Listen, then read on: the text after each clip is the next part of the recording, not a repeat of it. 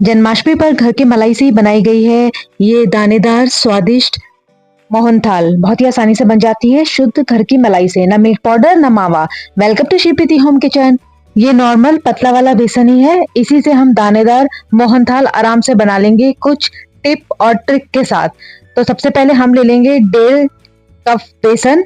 जिस कटोरी से हमने बेसन नापा है उसी कटोरी से हम बाकी चीजें भी नापेंगे, तो आप एक कटोरी सेट कर लीजिए।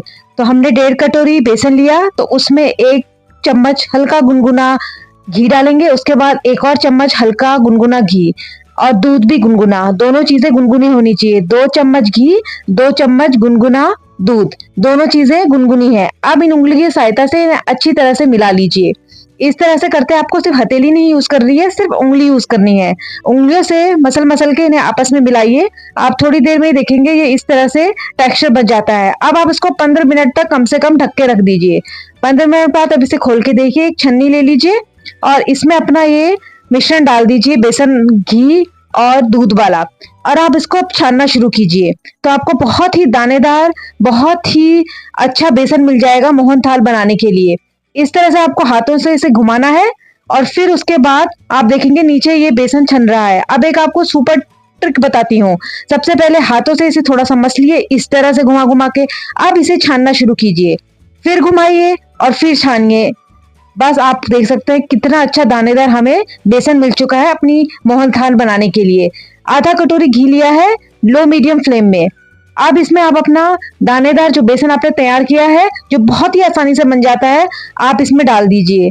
उसके बाद आपको इसे धीमी धीमी आंच में अच्छी तरह से सेकना है। लो मीडियम फ्लेम या मीडियम फ्लेम रख सकते हैं। तेजी से हाथ चला सकते हैं तो आप मीडियम में रखिए। अलग तेजी से नहीं चल रहा है हाथ तो आप थोड़ा सा लो में रखिए ताकि ये जले नहीं। यहाँ पे 2 छोटी चम्मच घी और डाल दिया है और इसे लगातार चलाते गए हैं।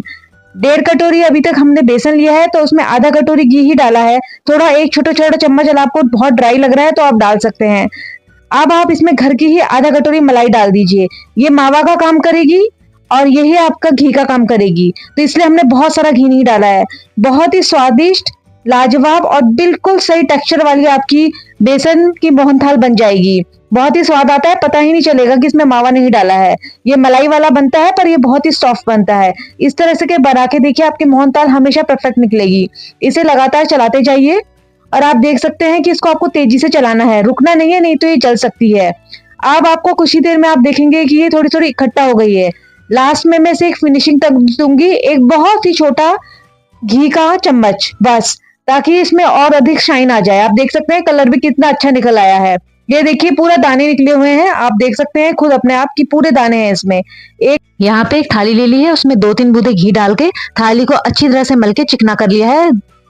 आधा कटोरी से थोड़ा सा ज्यादा हमने लिया है इसमें चीनी, क्योंकि हमने 1.5 कटोरी बेसन लिया है तो 1 बड़ा चमचा चीनी निकालकर बाकी उसमें चीनी ले ली है। 7 इलायचियां ली हैं और उसके बीज निकाल लिए हैं, छिक्कल नहीं डालने हैं इसमें, और उसको सिर्फ दरदरा कूट लेना। इस तरह से इसे पहले से ही तैयार करके रख लीजिए। अब हम इसमें लेंगे आधा कटोरी पानी। आधा कटोरी पानी, तो उसमें से 1 बड़ा चमचा हमने निकाला है चीनी, तो थोड़ा सा चीनी उससे ज्यादा लेंगे पानी से, और उसमें 4-5 धागे केसर के डाले हैं। ये ऑप्शनल है, आप नहीं डालना चाहते तो आप उसे हटा सकते हैं, तब भी मोहनथाल टेस्टी बनेगी। और उसको अच्छी तरह से आपको अपनी चाशनी तैयार कर लेनी है। तार बननी चाहिए एक पूरी, और वो बीच में टूट जानी चाहिए। इससे ज्यादा गाढ़ी नहीं होनी चाहिए और चाशनी पतली भी नहीं होनी चाहिए। गैस बंद कर दीजिए। आप अपना पैन इसमें रख लीजिए। आपको इसे गरम पैन है, गरम गैस है, लेकिन गैस ऑफ है।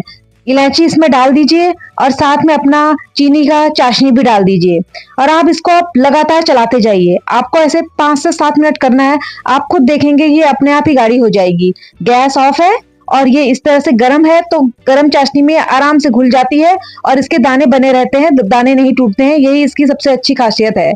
तो इसको लगातार चलाते चलाते आप देखेंगे कि कुछ ही देर बाद ये इकट्ठा होने लग जाएगी।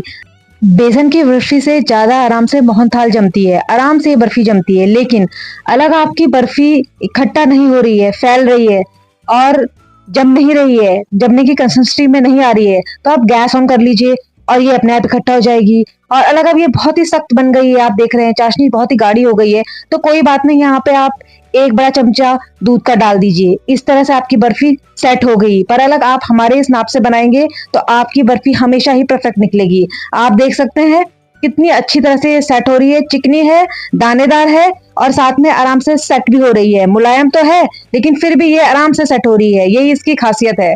सारी बर्फी को आप इसी तरह से सेट कर ले, कम से कम 5 घंटे तक इसको रख लीजिए। आप इसे फ्रिज में भी रख सकते हैं और ओवरनाइट भी रख सकते हैं। ड्राई फ्रूट से गार्निश कर लीजिए। यहाँ पर बादाम की कुछ कतरने ली हैं, उससे मैंने इसे डेकोरेट कर लिया है। आप अपने हिसाब से किसी भी तरह से डेकोरेट कर सकते हैं और सिंपल भी रख सकते हैं। प्रसाद और भोग के लिए ये बिल्कुल तैयार है। ये आप सेट भी कर लीजिए।